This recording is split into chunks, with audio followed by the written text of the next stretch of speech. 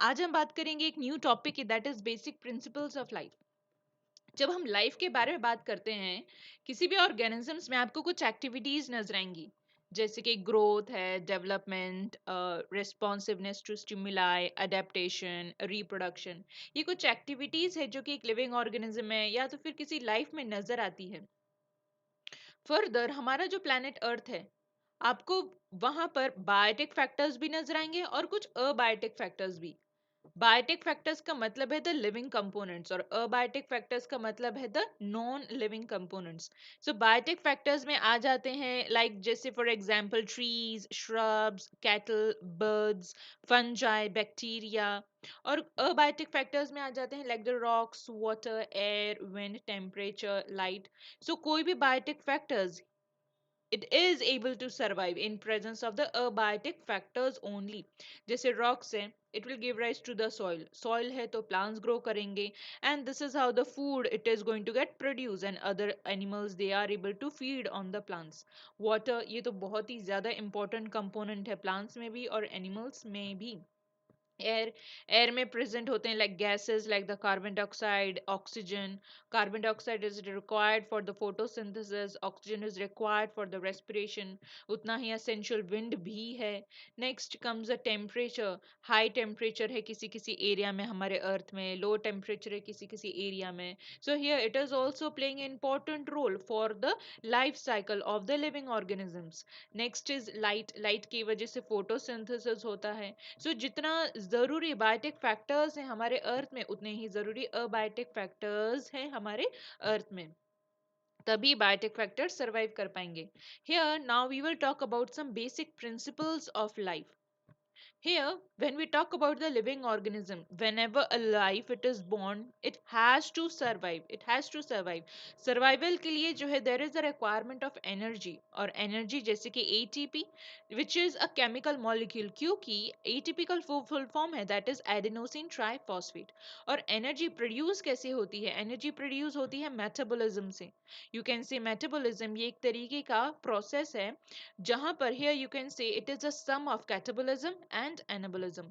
catabolism जो है, here you can see that there is a kind of a breakdown process जहां पर larger molecules is convert into a smaller molecules। और इसी breakdown के process में जो है there is a kind of a release of energy। और जब हम एनाबोलिज्म की बात करते हैं, एनाबोलिज्म जो है एक तरीके के सिंथेसिस की प्रोसेस है जहां पर larger molecule here it is going to convert into the larger molecule, the smaller molecule it converts into the larger molecule। it is a kind of a synthesis process जहां पर energy को जो है use किया जाएगा। सो जैसे कि अगर हम एग्जांपल लें कैटाबोलिज्म की, here the glycogen it converts into the glucose. So ये एक एग्जांपल है कैटाबोलिज्म का, where the energy it is going to get release. और जब हम बात करते हैं एनाबोलिज्म की, here suppose glucose it is convert into the glycogen. Glucose एक स्मॉलर मॉलिक्यूल और ग्लाइकोजन ये है एक लार्जर मॉलिक्यूल। सो ये सिंथेसिस की प्रोसेस हो रही है और सिंथेसिस की प्रोसेस में हमेशा there is a requirement of the energy. So हमारे बॉडी में थाउजेंड्स ऑफ रिएक्शंस चलते रहते हैं ओके एक पर्टिकुलर सेल के अंदर। तो हम मेटाबॉलिज्म को बोल सकते हैं that it is a defining property of the living organism, क्योंकि ये जो मेटाबॉलिज्म है सेल के अंदर चल रहा है। अगर सपोज रिएक्शन आपको देखने मिल रहा है टेस्ट ट्यूब के अंदर या तो फिर लैब में, तो वो रिएक्शन जो है वो बायोलॉजिकल रिएक्शन कहलाया जाएगा, क्योंकि वो biomolecules and that reaction is called as biological reactions. लेकिन अगर सेल के अंदर रिएक्शंस चल रही हैं then we can say it is a metabolism. Here, when we move further, whenever a birth take place, birth के बाद आपको देखने मिलेगा organisms में growth देखने मिल रहा है, development हो रही है।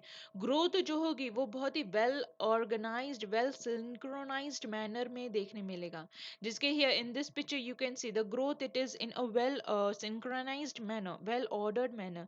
जिसके humans की बात करें, so पहले embryo होगा, फिर fetus, then will come the infant, फिर come when after comes the baby, then comes a child, और फिर बाद में नेक्स्ट स्टेज आता है that is the teen age, then adult age and then old age. तो ये जो ग्रोथ है ये सिंक्रोनाइज्ड ग्रोथ है। ग्रोथ नॉन लिविंग में भी नजर आती है, जैसे कि अगर हम यहाँ पर देखें, here पाइल अप हो रहे हैं स्टोन्स, ओके, तो यहाँ पर जो ग्रोथ है that is from the external side, external side से ग्रोथ होती है in the non living things. लेकिन जब लिविंग थिंग्स की बात करते हैं, the growth always starts from the inside, and here from inside the growth it is taking place. So growth जो है ये एक तरीके की इरिवर्सिबल प्रोसेस है, और ग्रोथ के दौरान जो है हमेशा सेल डिविजन करता है, then only growth is seen. So growth में जो है एनाबोलिज्म जो है ज्यादा देखने मिलता है कैटाबोलिज्म से। हियर ग्रोथ और जो डेवलपमेंट है, it is not having an unlimited life span. ऐसा कोई भी ऑर्गेनिज्म नहीं होगा कि जिसमें ग्रोथ कंटिन्यूअसली होती चली जा रही है। ग्रोथ हर एक ऑर्गेनिज्म में एक लिमिटेड ड्यूरेशन तक देखने मिलता है। When we talk about humans, तो करीबन 20 साल तक जो है ग्रोथ जो है वो क्या हो जाएगी, बंद होना स्टार्ट हो जाएगी। सो ग्रोथ जो है एक लिमिटेड ही है, ओके, पर्टिकुलर लाइफ टाइम में देखने को मिलेगी। लेकिन एक ऐसा पॉइंट भी आता है ग्रोथ में, that there are some organ system जो कि अपना एफिशिएंटली काम करना स्टॉप कर देंगे, इफेक्टिवली काम करना स्टॉप कर देंगे। जिसके ओल्ड एज में हम एग्जांपल है, अगर कोई इंजरी लग जाए तो उसको बहुत ही टाइम लग जाता है क्योर होने में, और वही इंजरी अगर यंग एज में लगती है तो बहुत ही जल्दी क्योर देखने को मिलता है। सो ओल्ड एज में जो है ऑर्गन्स, ऑर्गन सिस्टम वो अपना इफेक्टिवली काम करना कम कर देते हैं। That process is called as aging process. Here to continue, हर एक ऑर्गेनिज्म जो है रिप्रोडक्शन करता है ताकि उसकी जो स्पीसीज है वो हमेशा कंटिन्यूएशन में रहे, वो हमेशा एग्जिस्ट करती रहे, कभी भी वो एक्सटिंक्ट ना हो। तो रिप्रोडक्शन जो है वो दो प्रकार के देखने मिलेंगे, asexual reproduction and the sexual reproduction.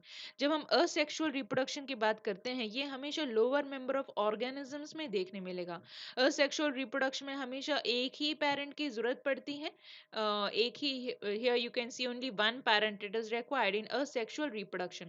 और asexual reproduction जो है, there are some of the types like spore formation, like binary fission। ये जो example है, it is a binary fission type of asexual reproduction, जहाँ पर पहले न्यूक्लियर डिवीजन होगा और फिर साइटोप्लाज्मिक डिवीजन।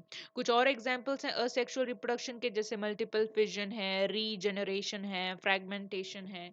दूसरा आता है that is sexual reproduction, where the two parents are required and दोनों parents जो हैं they produce sex cells like the sperm and the egg, और तभी एक न्यू ऑफस्प्रिंग्स प्रोड्यूस होंगी।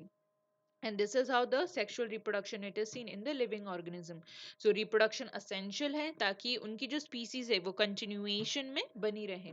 But there are some of the living organisms who do not reproduce, like the mule and the sterile worker bees। ये कुछ ऐसे organisms हैं जो कि reproduce नहीं कर सकते, लेकिन ये फिर भी living organism है। तो हम ये जो reproduction है नहीं बोल सकते that it is a defining property of living organism। Reproduction it is not a defining property of living organism, क्योंकि कुछ लिविंग भी हैं जो कि रिप्रोड्यूस नहीं कर सकते। Here reproduction it is not a characteristic of the life, you can see. हर एक ऑर्गेनिज्म के सेल के अंदर जो है, हर एक सेल में कैपेसिटी होती है टू परफॉर्म द मेटाबॉलिज्म। लेकिन अगर मेटाबॉलिज्म की कैपेसिटी रिड्यूस होती रहे, ओके, उसकी एफिशिएंसी जो है वो रिड्यूस हो जाए, तो नंबर ऑफ डिसऑर्डर्स देखने मिलेंगे। This will cause the death to the organism. So next is responsiveness to stimuli. Each and every living organism they do response to the thermal, they do response to chemical and the biological changes। जैसे कि if we touch a kind of a hot object तो हम उसको तुरंत छोड़ देते हैं, तो it is a temperature, hot temperature। तो ये जो है ये क्या है, it is a stimuli, this heat it is a stimuli। response क्या है, उस बर्तन को जो भी है यूटेंसिल को छोड़ देना, that is the response। So response to stimuli, here it is a character seen in the living organism। Here suppose chemical, suppose ये कोई toxic chemical है, imagine कर लीजिए कोई bacteria it is exposed to the toxic chemical, then it will always move away from the toxic chemical। Next is the biological change, you can see the mimosa plant, अगर आप उसको biological here कोई living organism touch करता है तो it closes its leaves, okay, so it is a example of the biological change to the surrounding. So we always show a kind of a response to the changing environment, to a kind of a change, to a kind of a stimuli। सो ये एक unique property है जो कि living organisms में ही नजर आएगी. So you can say that response to stimuli और you can say the consciousness it is the defining property of the living organism. So इस तरीके से जो है all these were the properties of living organism, basic principles of living organisms of the life. So this is how the video ends and thank you very much.